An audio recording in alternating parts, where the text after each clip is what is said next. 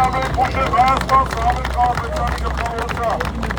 Ուժեր Հայաստան։ Կամար եք։ Կարևոր տեղ է Բաղրատաշենը տնտեսական առումով։ Ձեր շրջանը ունի մի հատ խնդիր։ Դա մթերման խնդիրն է։